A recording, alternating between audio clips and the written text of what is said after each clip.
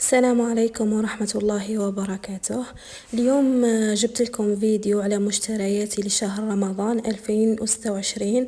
إن شاء الله يدخل علينا بالصحة والهنا ونصوموا.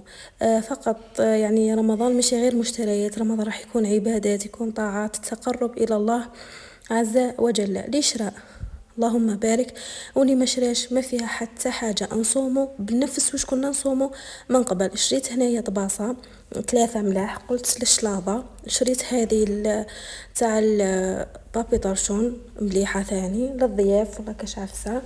وشريت هذه البيت بونجي مليحه بزاف، هذه ندسو فيها كاش زلابيه، يعني كاش ما حاجه تقعد تخبيها وتحطيها فوق البوطاجي. هذه مليحه بزاف عجبتني والله، يصدقوني يا البنات غير هذه هايله، ماذا بيكم تشروها شغل تحفظ لكم الماكله.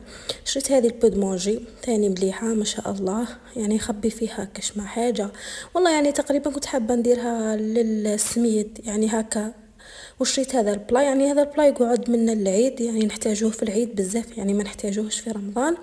وانا كي شفته قلت ماذا بيا نجيبه، عليه خليه كان مليح وهايل وممسوح حديد. وهذا البريق كنت شريته من قبل، يعني من قبل كان عندي، يعني ما عنديش مده بزاف من شريته. بريق تاع الاتاي هذا ثاني مليح وما يتكسرش مهما يكون الاتاي سخون، ما يتكسرش. شريت هذو الغرفيه تاع الفلون تاع التحليه. انا يعجبني ذا ستيل، ما يعجبنيش هذوك الطوال، وهذا ستيل انا نحبه بزاف، هو مليح. شريت هذه سناويه، هذه سناويه راهي غير زجاج، يعني ما تتغسلش، يعني غير تتمسح. ومليحه، هذه مليحه للضياف بزاف كثر لشهر رمضان.